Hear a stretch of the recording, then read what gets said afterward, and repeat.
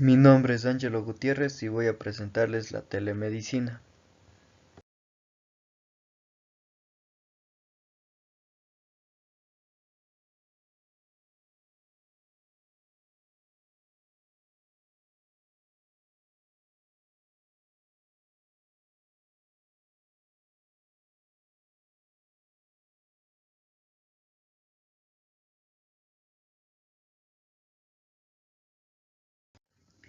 Bueno, para empezar, entendamos lo que es la telemedicina. La telemedicina es la práctica de la atención médica con la ayuda de comunicaciones interactivas como de sonido, imágenes y datos.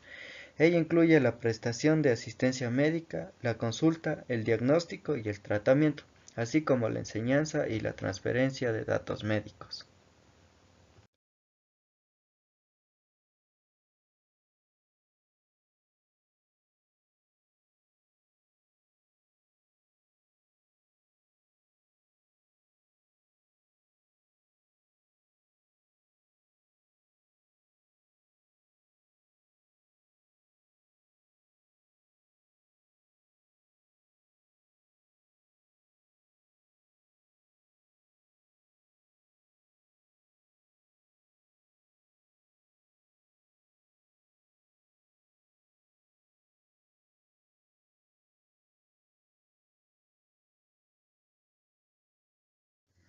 Ya, para hablar de la historia de la telemedicina, debemos tener en cuenta que la implementación de las telecomunicaciones ha atravesado diferentes etapas, siempre relacionadas al aspecto tecnológico, las cuales a su vez fueron adoptando un nivel de complejidad desde sus inicios en la década de 1960.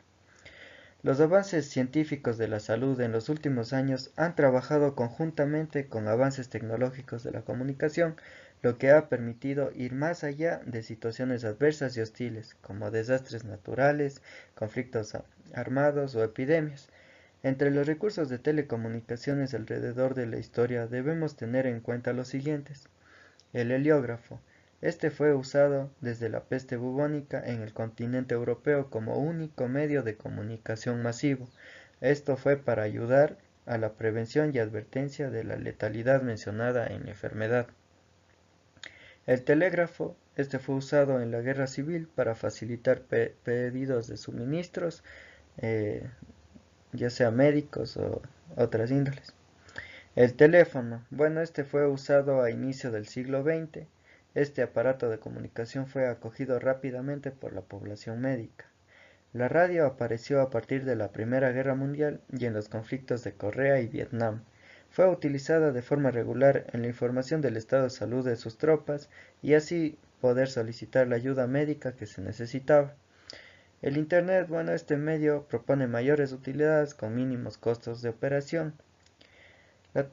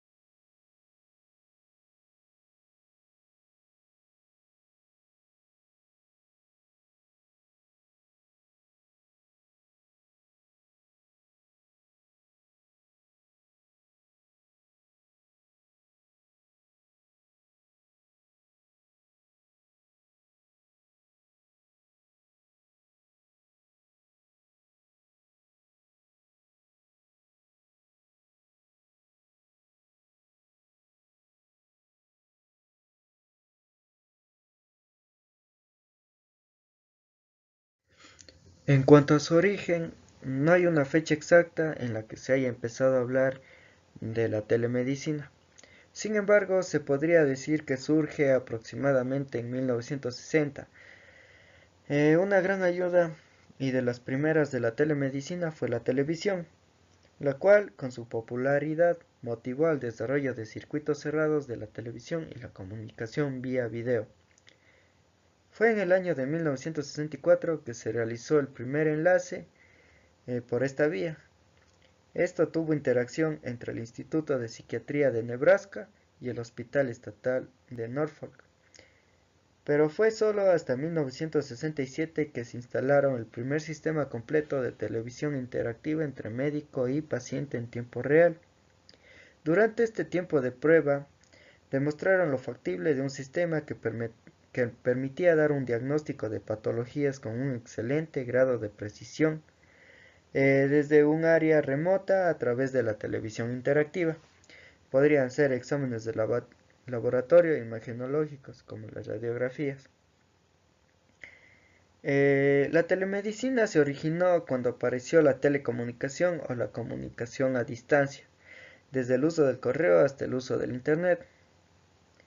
Entonces, es posible dividir la historia de la telemedicina en dos fases, que son la telemedicina preelectrónica y la telemedicina electrónica.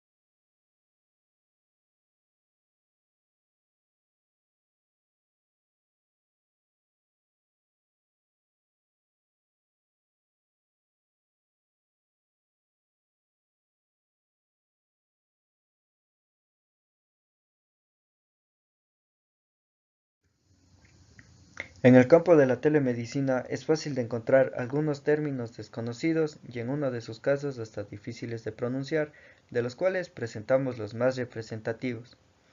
La telediagnosis es la técnica para diagnosticar a un paciente que se encuentra a distancia. Es la técnica con mayor peso, ya que ésta nos da múltiples ventajas en lo que representa la tecnología. Consiste en evaluar o colaborar con el diagnóstico a una persona que se encuentre distante del centro hospitalario, utilizando la telecomunicación como herramienta.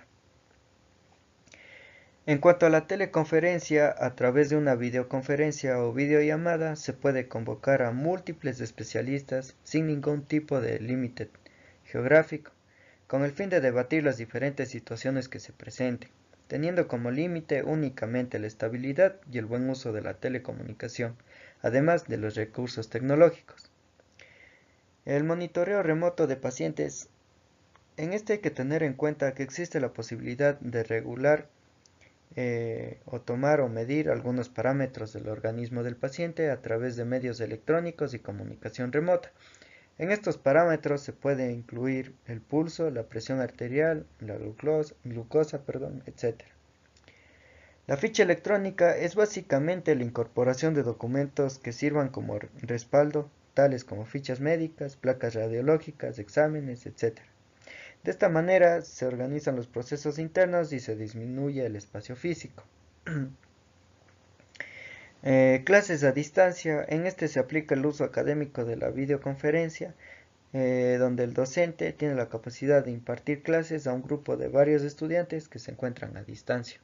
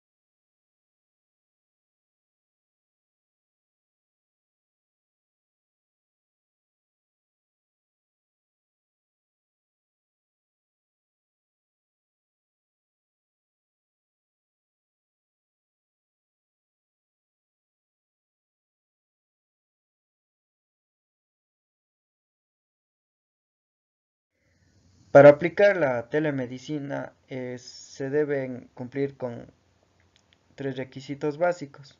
El primero es el software. Como mínimo se necesita un software de teleasistencia seguro.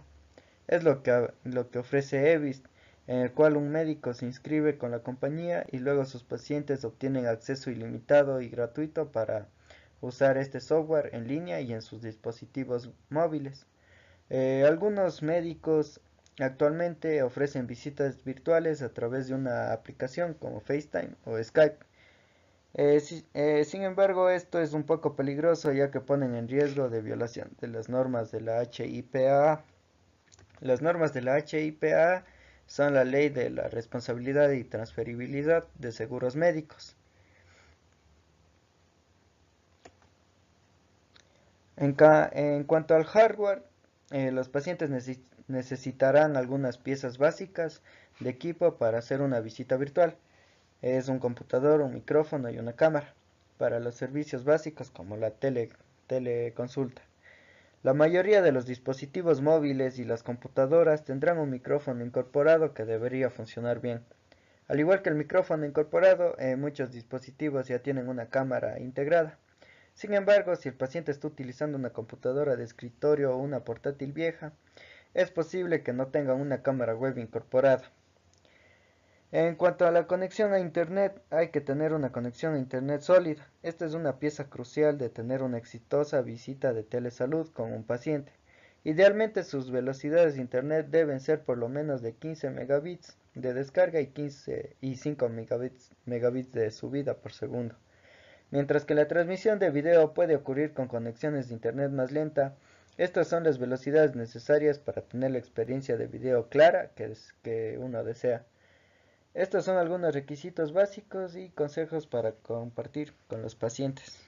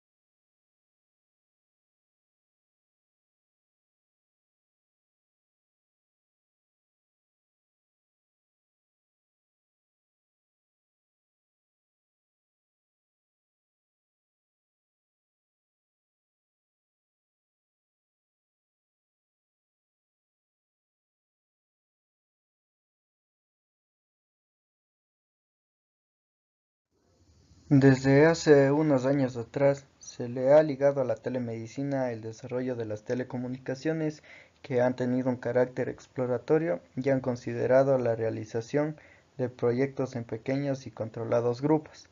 A pesar de ellos, cada vez se mejora hacia la implantación de sistemas de uso rutinario para mejorar el acceso de la información, los gestos de procesos y la continuidad asistencial.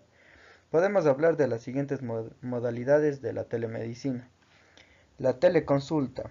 Esto se refiere que mediante un profesional ubicado en una localización remota, este facilita el acceso al conocimiento o de un consejo para atender una consulta en línea. La telediagnosis o telediagnóstico es la asistencia de un profesional de la salud en un paciente que tiene el fin de diagnosticar alguna patología que esté presente, utilizando herramientas tecnológicas.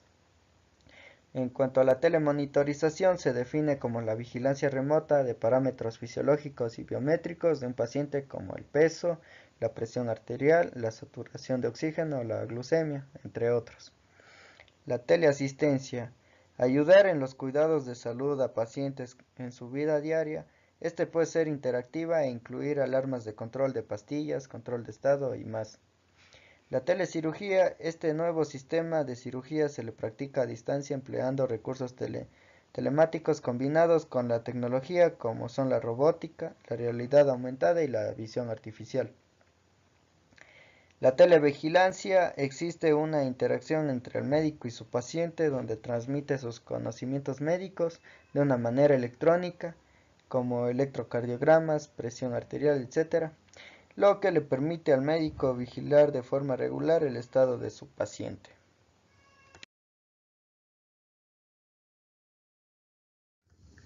La telemedicina cuenta con una gran variedad de tipos, los cuales les voy a mencionar a continuación. La teleradiología es la aplicación en la medicina o telemedicina de mayor madurez y desarrollo. En la actualidad se aplica en diversos estándares y guías y comunica diversos tipos de imágenes de radiografías como la tomografía computarizada, resonancia magnética, ultrasonidos, etc. La teleoftalmología, la telemedicina se ha utilizado en el diagnóstico de la retinopatía mediante el uso de videocámaras. Estos programas por lo general son de almacenamiento y envío, enviando tanto videos o imágenes estáticas con texto y datos. La telepatología, en esta especialidad son comunes las aplicaciones igual de almacenamiento y envío, pero gracias a la tecnología de la telecomunicación de alta velocidad se han desarrollado programas en tiempo real en donde el patólogo puede controlar el microscopio a distancia, examinar las imágenes o video y brindar su diagnóstico. La teledermatología, bueno, las aplicaciones en teledermatología emiten imágenes de lesiones dermatológicas, incluyendo datos clínicos del paciente, como su historia clínica y datos fundamentales para el desarrollo y progreso de la curación del paciente. En cuanto a la telecardiología, las diversas aplicaciones en la telecardiología se clasifican en prehospitalarias, hospitalarias y posthospitalarias. Los sistemas se encuentran basados en dispositivos de electrocardiogramas que transmiten la información vía web o telefónica, teniendo como favorecimiento la transmisión a lugares lejanos y su almacenamiento.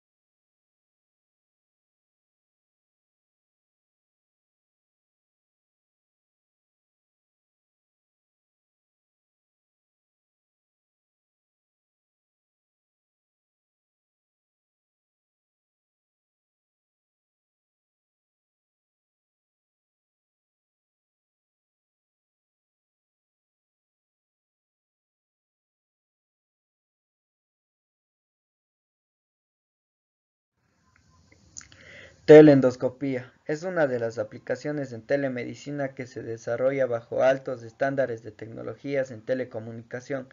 La calidad de la imagen, videos y la velocidad de transmisión son factores críticos en su desarrollo. Telepediatría. El principal objetivo es el desarrollo de sistemas complejos que acceden a una gran cantidad de dispositivos que les ayuden a obtener en mejor calidad la información vital de sus pacientes en tiempo real. Aplicaciones en tiempo real permiten a la pediatra participar de consultas practicadas en salas de emergencia o regiones remotas afectadas por enfermedades pediátricas. La telepsiquiatría es una de las aplicaciones en tiempo real de mayor éxito. Por medio de la videoconferencia, psiquiatra y paciente entablan una relación adecuada. Ayudará por la alta velocidad de transmisión utilizada en muchas aplicaciones. La teleotorinolaringología, aplicaciones en tiempo real y de almacenamiento y envío han proveído adecuada información a través de exámenes de oído, laringe, nariz a especialistas.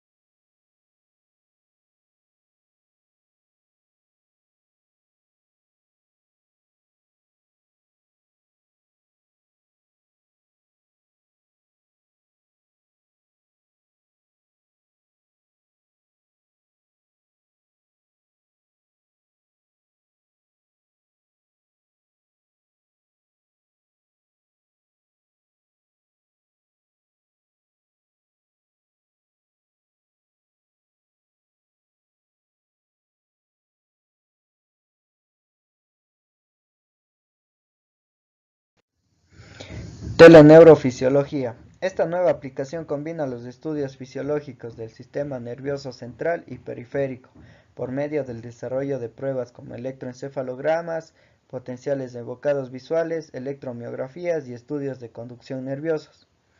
Teleobstetricia. El monitoreo de contracciones de largo periodo realizado en hogares a través de monitores de contracción ha sido la base para el desarrollo de la teleobstetricia. Esta información es transmitida vía Internet o línea telefónica a los centros hospitalarios. De esta manera facilitan a los profesionales en salud tener un mejor control sobre las condiciones prenatales de sus pacientes. Teleoncología. Esta aplicación por lo general es en tiempo real. Es utilizada para el desarrollo de teleconsultas exhaustivas, así como el control de las sesiones de radioterapia.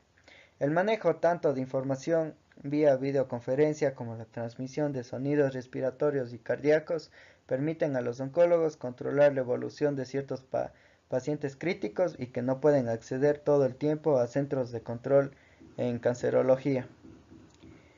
Telemonitoreo en diabetes y diálisis. El monitoreo de pacientes con diabetes por medio de dispositivos de medición de glucosa en la sangre y el posterior envío de la información vía correo electrónico ha contribuido al mejor manejo por parte de los pacientes de su condición, disminuyendo las visitas a centros hospitalarios y recibiendo un mejor control y soporte por parte de estos. En la hemodiálisis, la utilización de máquinas con interfaces a un computador transmitiendo parámetros como presiones venosas y arteriales, conductividad como la temperatura, ha favorecido el control de pacientes que se encuentran en centros de hemodiálisis que no cuentan con profesionales en salud todo el tiempo.